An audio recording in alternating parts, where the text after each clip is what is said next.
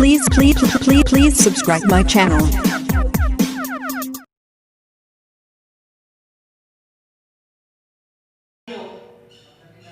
हिंदी की online class में आप सभी का स्वागत है।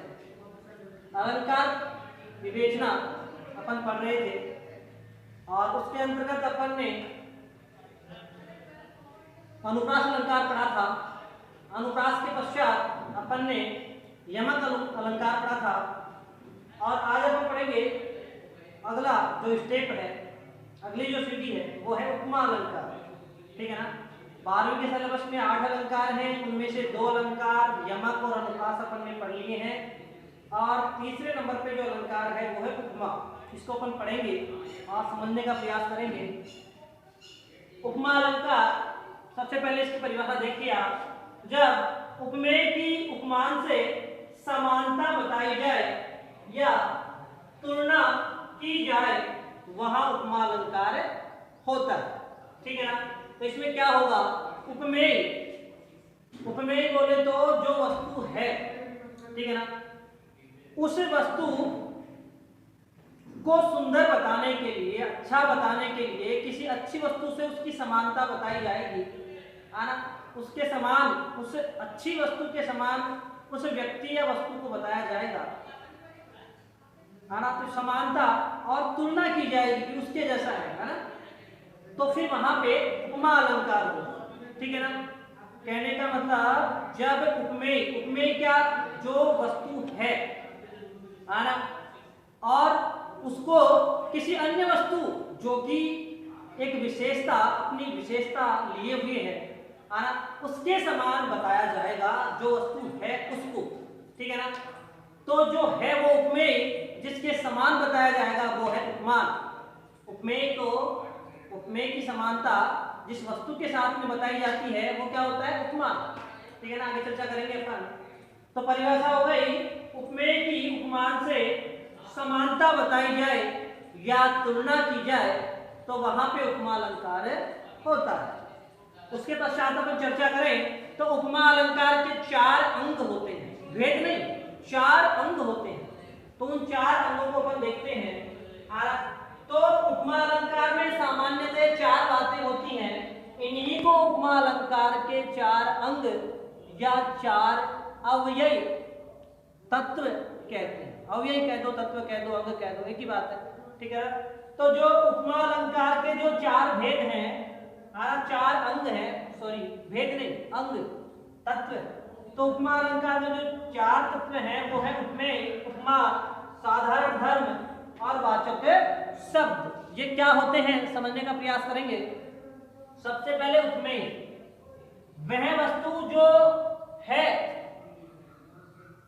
वह वस्तु जो वास्तविकता में है और जिसकी तुलना की जा रही है ना, जिसकी तुलना की जा रही है और जिससे तुलना की जा रही है ना। एक तो जिसकी तुलना की जा रही है वो कहलाएगा उपमेय, जिसकी तुलना की जा रही है वो उपमेय कहलाएगा, और जिससे तुलना की जा रही है, जिससे तुलना की जा रही है वो उपमान कहलाएगा।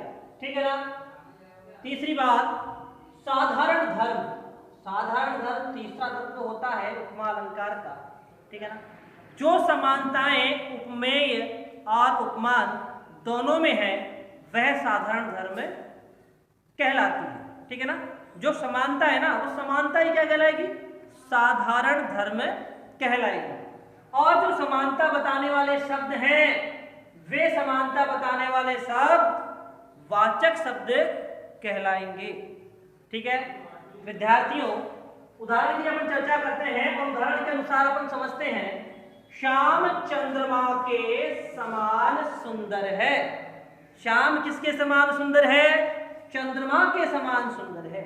तो यहाँ पे विशेषता किसकी बताई गई, समानता किसकी बताई गई, श्याम की। ठीक है ना।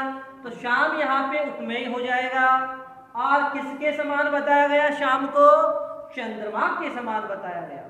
तो चंद्रमा के समान जब बताया गया तो चंद्रमा यहाँ क्या हो जाएगा, चंद्रमा यहाँ उपमान हो जाएगा। ओके। उसके पश्चात मैं आपको चर्चा आगे बढ़ाता हूं आपके साथ में। जो सुंदर है आना, शाम भी सुंदर है और चंद्रमा भी सुंदर है। दोनों में जो कॉमन बात है, सामान्य बात है, दोनों में जो समानता है वो है सुंदर, ठीक है ना। दोनों में क्या समानता है? दोनों सुंदर हैं, इसीलिए तो शाम को चंद्रमा के समान बताया गया है ना। तो जो सुंदरता है ये हो जाएगा आपका साधारण धर्म। क्या हो जाएगा? साधारण धर्म आना। और समान जो बताने वाले शब्द हैं आना, जैसा तैसा समान, ठीक है ना, ये जो शब्द हैं ये सब वाचक शब्द कहलाएंगे, ठीक है ना। तो उपमा अलंकार के 4 अंग होते हैं, है ना, 4 तत्व होते हैं, 4 अव्ययी होते हैं। समझ में आ गया होगा आपके विद्यार्थियों, ठीक है ना। तो कहने का मतलब तत्व कह दो, अंग कह दो, अव्यय कह दो, एक ही बात है। उसके पश्चात उपमा अलंकार के 4 अंगों के आधार पे इसके 3 भेद होते हैं। कितने भेद होते हैं?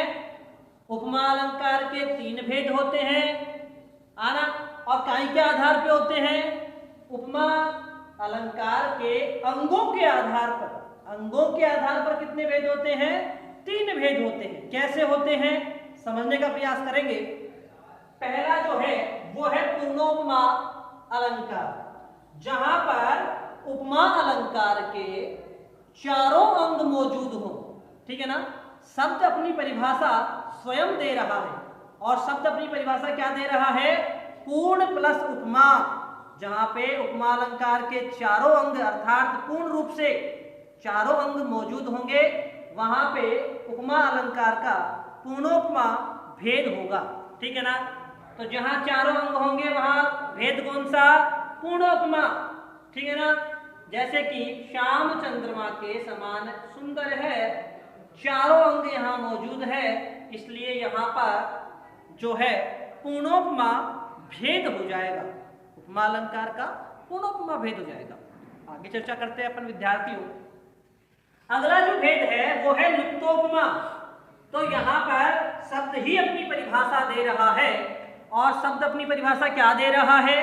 शब्द अपनी परिभाषा दे रहा है कि लुप्त प्लस उपमा, गुण संधि हुई है ना शब्द में, लुप्त प्लस उपमा।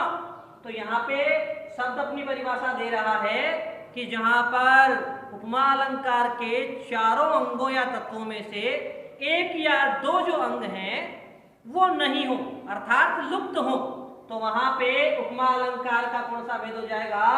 लुप्तोपमा अलंकार, ठीक है ना। उसके पश्चात उदाहरण देखेंगे।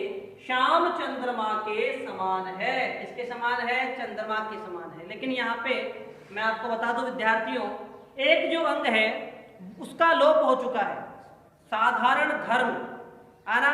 साधारण धर्म बोले तो दोनों में होने वाली समानता, तो समानता यहाँ पे नहीं दे रखी है, इसलिए यहाँ लुप्तोपमा अलंकार है। आगे अपन चर्चा करें विद्यार्थियों, तो अगला जो भेद है उपमा अलंकार का है ना, वो है मालोपमा अलंकार, ठीक है ना। उपमा बोले तो उपाधि, उपमा बोले तो उपाधि है ना। अब किसी व्यक्ति को कोई उपाधि देंगे है ना, कोई अच्छे व्यक्ति या अच्छी वस्तु के समान बताएंगे है ना, तो ये एक प्रकार से उसको फूल देने के समान हो जाएगा है ना। और जब उपाधियों की संख्या, उपमाओं की संख्या बढ़ेगी और बढ़कर फूलों से क्या बनेगी? माला। तो शब्द ही अपनी परिभाषा दे रहा है कि जहां पर उपमेय के एक से अधिक उपमान हो, जहां पर किसी उपमेय के एक से अधिक उपमान हो, वहां मालोपमा अलंकार होता है, ठीक है ना। जैसे तेजितम में अंश पर, कान है जिमी कंस पर, जुमले छे वंश पर शेर से विराज है, ठीक है ना। तो जिस प्रकार तेज तम अंश पर, तम मीन्स होता है अंधकार, तम मीन्स क्या होता है? अंधकार। जिस प्रकार से अंधकार के ऊपर प्रकाश का अधिकार होता है ना, और कान है जिम ही कंस पर, कृष्ण का किसके ऊपर अधिकार है?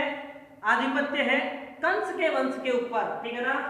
जिस प्रकार से कंस के ऊपर कृष्ण का अधिकार है और अंधकार के अंश के ऊपर प्रकाश का अधिकार है, उसी प्रकार म्लेच्छ वंश के ऊपर, म्लेच्छ बोले तो अग्नि विरोधी, म्लेच्छ का जो शाब्दिक अर्थ होता है वो होता है अग्नि विरोधी, है ना। और यहाँ अपन जो अर्थ निकालेंगे वो निकालेंगे मुगल, क्योंकि मुगल जो इस्लाम जो धर्म है उस इस्लाम धर्म में अग्नि पूजा के लिए कोई स्थान नहीं है। अग्नि पूजा का जो स्थान है वो हिंदू धर्म में है, और हिंदू धर्म के विपरीत उनकी उपासना पद्धति है ना। वे अग्नि विरोधी हैं। इस्लाम धर्म को मानने वाले जो लोग हैं वो अग्नि को नहीं मानते हैं, अग्नि की पूजा नहीं करते हैं, और अग्नि विरोधी होने के कारण उनको क्या कहा गया है यहाँ पे, म्लेच्छ। तो उसी प्रकार से उन मुगलों के वंश पे किसका अधिकार है, शेर शिवराज है, शेर है। शेर की भांति जो शिवाजी हैं वो आधिपत्य रखते हैं, अधिकार रखते हैं। तो कहने का मतलब शिवाजी को श्रेष्ठ बताने के लिए विभिन्न उपमानों का यहाँ पे सहारा लिया गया है। तो यहाँ पे मालोपमा, उपमा अलंकार का मालोपमा जो भेद है वो यहाँ पे है। विद्यार्थियों, आशा करता हूँ कि आपको समझ में आया होगा। आप समझे हुए को लिपिबद्ध करें, है ना, और गृह कार्य की जो आपकी कॉपी है उसको तैयार रखें, ठीक है ना। आपके घर पे मैं कभी भी उसको जांच करने के लिए आ सकता हूँ, ठीक है ना। अगर वीडियो आपको पसंद आया हो तो चैनल को लाइक सब्सक्राइब करें, है ना, और कमेंट करके क्या सुधार किया जा सकता है इसके बारे में आप बता सकते हैं। धन्यवाद।